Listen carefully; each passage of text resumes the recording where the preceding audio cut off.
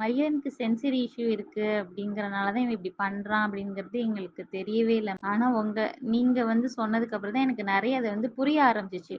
Okay. இதனால தான் அவன் வந்து பண்றான் அப்படின்றது புரிய ஆரம்பிச்சது. அதுக்கப்புறம் தெரபிக்கு அப்புறமும் அவன் அந்த இஷ்யூலாம் எப்படி மறைஞ்சிச்சுன்னு எனக்கு ரொம்ப ஆச்சரியமா இருந்தது மேம். மகிழனுக்கு வந்து நாங்க தெரப்பி ஸ்டார்ட் பண்றப்ப கரெக்ட்டா 4 இயர்ஸ் ஆயிருச்சு. அவன் ஆனா அப்ப வந்து சரியா பேசல.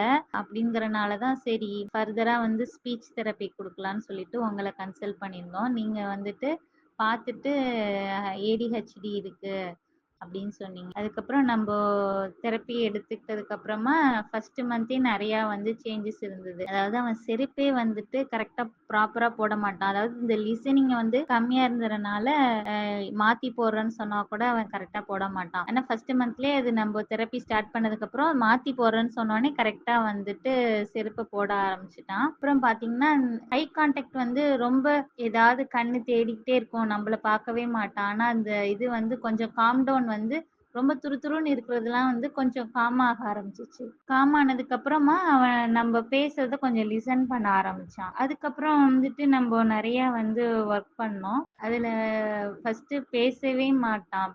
அதாவது அவனோட தேவைகளுக்கு மட்டும் பேசிட்டு இருந்தான். எனக்கு தோசை வேணும், தண்ணி வேணும் அவ்வளவுதான் சொல்லுவான். இப்ப வந்து நெறைய அதாவது சொன்னா கூட ரிப்பீட் பண்ண மாட்டான். இப்ப வந்து நெறைய ரிப்பீட் பண்றான். உன் பேரு என்னன்னு கேட்டா கூட சொல்ல தெரியாது. நம்பளா கூட உன் பேரு மகிழன்னு சொல்லுன்னு சொன்னா கூட சொல்ல மாட்டான். ஆனா தெரப்பி எடுத்ததுக்கு அப்புறம் நம்ம சொன்னோம்னா அத சொல்றான். நெறைய வந்து சேஞ்சஸ். அப்புறம் பார்த்தீங்கன்னா, நெறைய ரிப்பிட்டிட்டிவ் ஆக்டிவிட்டி பண்ணிக்கிட்டே இருப்பான். சுவிட்ச போடுறது, ஃபேன போடுறது, ஆஃப் பண்றது, ஃப்ரிட்ஜ தொறக்கிறது, இந்த மாரி பண்ணிக்கிட்டே இருந்தான். இதெல்லாமே வந்துட்டு இப்பலாம் சுவிட்ச் எல்லாம் எதையுமே அவன் போடுறது இல்ல. ஃப்ரிட்ஜ ஓப்பன் பண்றது கிடையாது. அது மாரி முன்னாடி கத்திக்கிட்டே இருப்பான்.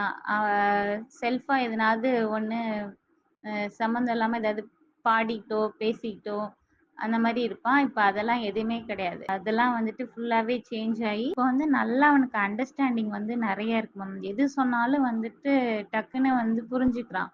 நம்ப ஒரு விஷயம் முன்னாடி சொன்னா அவனுக்கு அந்த ஒரு வீட்ல வந்து எந்த பொருள் எங்க இருக்குங்கிறது அவ்வளவுக்கு தெரியாம இருந்தது. இப்ப தெரபிக்கு அப்புறம் நம்ம ஒரு விஷயம் அந்த ஒரு பொருள சொல்லி பாயிண்ட் அவுட் பண்ணி எடுத்துட்டு வா அப்படின்னா, கரெக்ட்டா எடுத்துட்டு வந்து அதாவது நம்ம பக்கத்துல இருந்து பாயிண்ட் அவுட் பண்ணலனாலும், அது வேற இந்த ரூம்ல இங்க இருக்கு அப்படின்னு நம்ம சொன்னோம்னா, அத ஐடென்டிஃபை பண்ணி கரெக்ட்டா எடுத்துட்டு வந்து குடுக்குறான். அது மாரி என்ன சொல்றோமோ அத வந்து கரெக்ட்டா அப்படியே ஃபாலோ பண்ணிக்கிறான். தெரப்பி ஸ்டார்ட் பண்ணப்ப தான் கரெக்ட்டா ஸ்கூலும் ஜாயின் பண்ணியிருந்தனால எனக்கு ரொம்ப பயமா இருந்தது மேம். அவன் வந்துட்டு ஏன்னா மெயினா பேச மாட்டான். எதுவுமே அவனுக்கு ஏதாவது நடந்தா கூட சொல்ல தெரியாது. ஸ்கூல்ல ஏதாவது அவனுக்கு சப்போஸ் அடி கீழ விழுந்தாலோ, இல்ல யாராவது அடிச்சா கூட சொல்ல தெரியாதுன்னு நான் ரொம்ப பயந்துகிட்டே இருந்தேன்.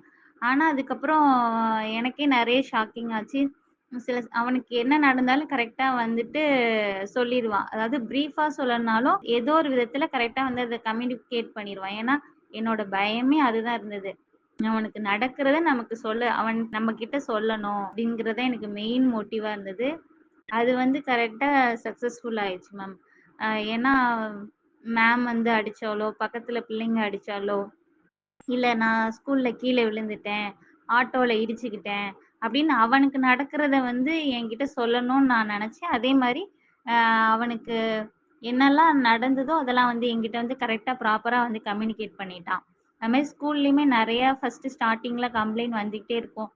லிசன் பண்ண மாட்டேங்கிறான், ஒரு இடத்துல உட்கார மாட்டேங்கிறான், கத்திக்கிட்டே இருக்கிறான், ஐடி கார்ட தூக்கி போடுறான், கியூல வரமாட்டேங்கிறான் அப்படின்னு சொல்லி ஏதாவது கம்ப்ளைண்ட் குடுத்துட்டே தான் இருந்தாங்க.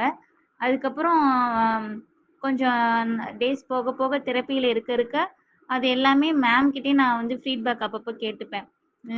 இப்ப எப்படி மேம் ஒழுங்கா இருக்கானா? அப்படின்னு ஸ்கூல் மேம் கிட்ட கேட்கிறப்போ, இல்ல இப்ப ஓகே வந்து கரெக்ட்டா கியூல வரான், அமைதியா உட்காந்துக்கிறான் அப்படின்னு சொல்லிட்டு, இப்ப கொஞ்சம் ஓரளவுக்கு லிசன் பண்றான் அப்படின்னு சொல்லிட்டு, பாசிட்டிவான கமெண்ட்ஸ்லாம் வர ஆரம்பிச்சது மேம்.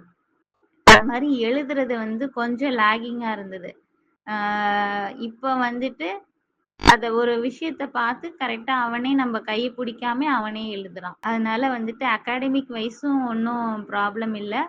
நமக்கு ப்ராப்பரா கம்யூனிகேட் பண்ணணும் அப்படிங்கிற விஷயம் எதிர்பார்த்தது. பையனுக்கு சென்சரி இஷ்யூ இருக்கு அப்படிங்கிறனால தான் இவன் இப்படி பண்றான் அப்படிங்கிறது எங்களுக்கு தெரியவே இல்ல. ஆனா நீங்க வந்து சொன்னதுக்கு அப்புறம் தான் எனக்கு நெறைய அது வந்து புரிய ஆரம்பிச்சுச்சு. ஓகே. இதனால தான் அவன் வந்து பண்றான் அப்படிங்கிறது புரிய ஆரம்பிச்சது. அதுக்கப்புறம் தெரபிக்கு அப்புறமும் அந்த இஷ்யூலாம் எப்படி மறைஞ்சுச்சுன்னு எனக்கு ரொம்ப ஆச்சரியமா இருந்தது. அப்படியே ஒன் பை ஒன்னா சால்வ் ஆகிட்டே வந்தது. கண்டிப்பா உங்களோட கைடன்ஸ், ஹெல்ப் வந்து இல்லன்னா கண்டிப்பா இதெல்லாம் நடந்திருக்காது மேம். அது மாரி நெறைய டைம் நான் உங்கள்ட்ட பிரேக் டவுன் ஆயி அழுதுருக்கேன். நீங்க நீங்க என்னையும் மோட்டிவேட் பண்ணி கைட் பண்ணியிருக்கிறீங்க.